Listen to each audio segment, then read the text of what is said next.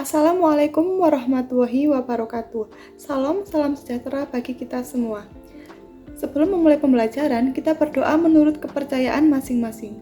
Berdoa dimulai. Berdoa selesai. Apa kabar anak-anak? Semoga selalu dalam keadaan baik ya. Silahkan mengisi daftar hadir pada Google Form yang telah saya kirim di grup kelas ya. Baik, kita mulai saja pembelajaran hari ini. Minggu lalu, kita sudah sampai pada materi antologi puisi. Untuk hari ini, kita akan melanjutkan materi puisi lebih dalam lagi.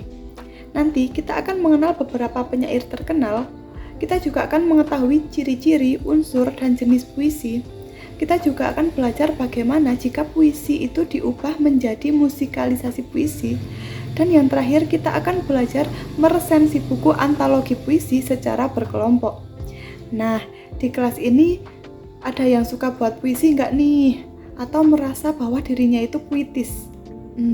Kebanyakan orang membuat puisi ini karena tuntutan pekerjaan ya, atau memenuhi tugas dari guru. Jadi bisa dibilang membuat puisi ini karena terpaksa. Nah, untuk mengingat lagi apa itu puisi, ada yang tahu nggak apa itu puisi? Nah, jadi puisi ini merupakan salah satu bentuk karya sastra selain prosa dan drama. Sebagai sebuah karya sastra, puisi ini digunakan seseorang untuk mengungkapkan pikiran, gagasan, dan perasaannya dalam bentuk kata-kata yang indah. Kata-kata dalam puisi ini cenderung bersifat kiasan. Puisi biasanya disampaikan dengan teknik figuratif untuk menciptakan suasana-suasana yang mampu menggugah imajinasi, perasaan, dan keindahan bagi pembacanya. Dalam puisi, kata-kata dipilih sedemikian rupa secara selektif. Pemilihan kata tersebut bertujuan dalam memunculkan efek tertentu dan menampung makna yang menggambarkan pikiran, gagasan, dan perasaan dari penyair. Pemilihan kata-kata atau diksi juga harus mempertimbangkan irama, rima, larik, bait, dan tipografi, atau sering disebut bentuk. Oleh karena itu, unsur bahasa dalam puisi dianggap lebih padat jika dibandingkan dengan karya sastra lainnya. Nah, ada yang mengenal salah satu penyair yang ada di gambar? Nah, benar sekali, beliau adalah Sapardi Djoko Damono. Sajak-sajak Sapardi telah diterjemahkan ke dalam berbagai bahasa termasuk bahasa daerah. Ia tidak saja aktif menulis puisi tetapi juga cerita pendek. Selain itu, ia juga menerjemahkan berbagai karya penulis asing, menulis esai, serta menulis sejumlah kolom atau artikel di surat kabar, termasuk kolom sepak bola.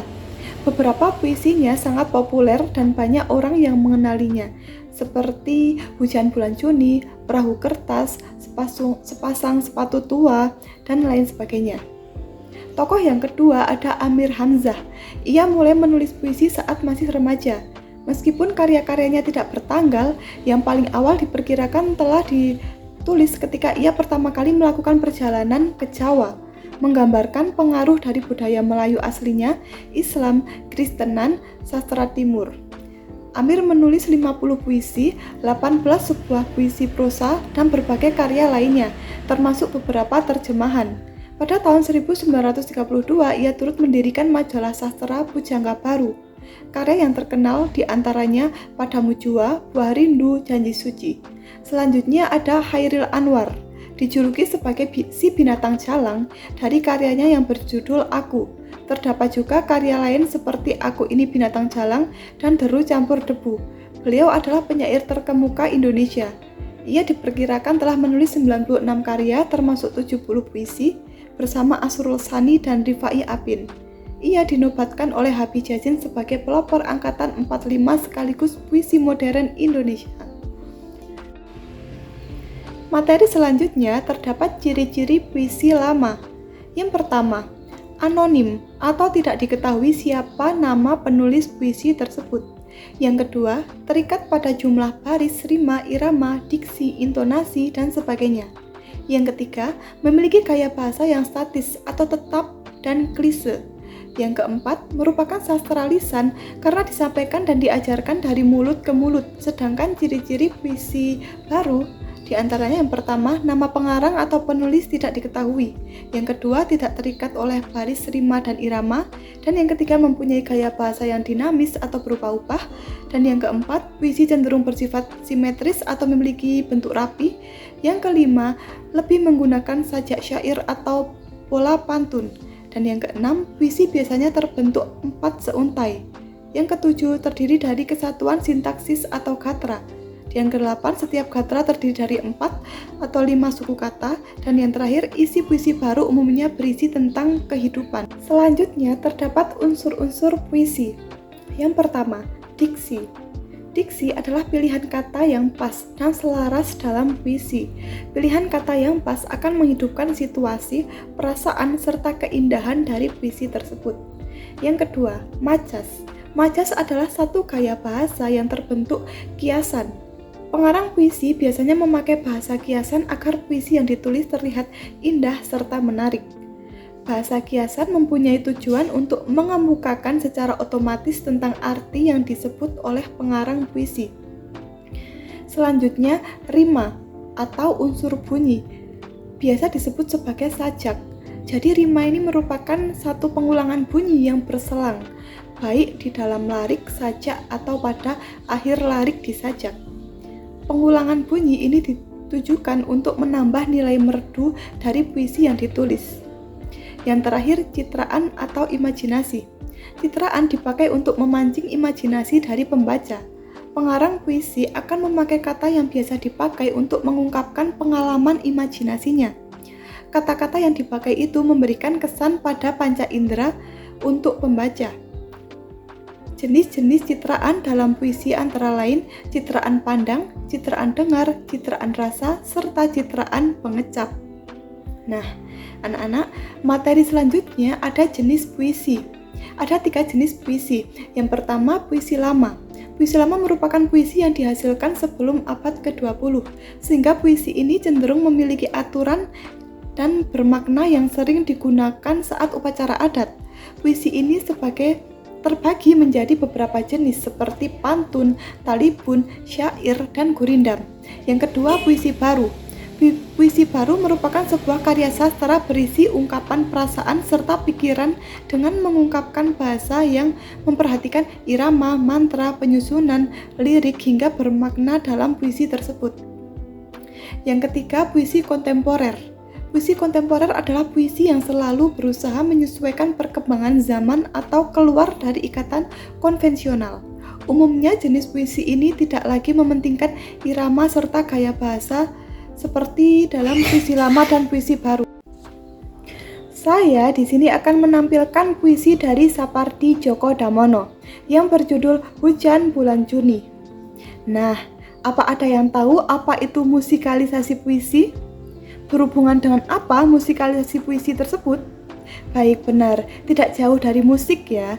Musikalisasi puisi ini merupakan cara pembawaan puisi kepada penonton lewat persembahan musik, baik nyanyian, iringan musik, ataupun lagu.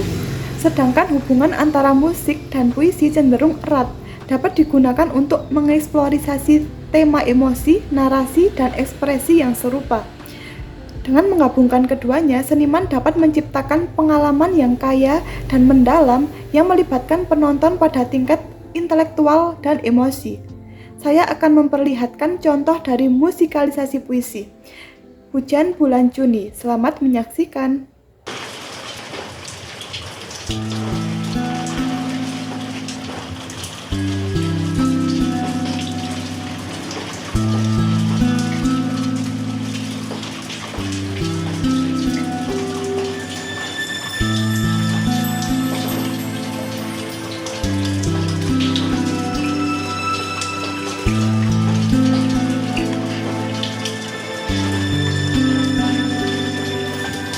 Tak ada yang lebih tak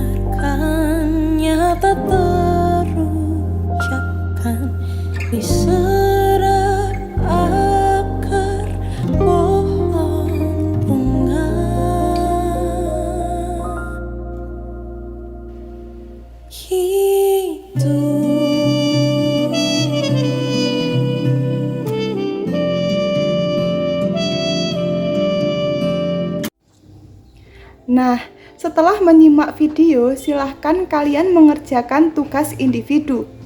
Jadi, kita akan menganalisis puisi Hujan Bulan Juni. Untuk format pengerjaannya sesuai dengan tabel yang sudah saya sediakan.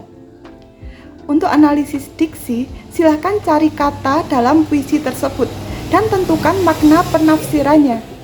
Jangan lupa tangkap layar. Contoh tabelnya. 3, 2, 1. Baik, sudah. Selanjutnya untuk analisis majas. Tentukan jenis majasnya, cantumkan liriknya dan apa kesan yang akan ditimbulkan.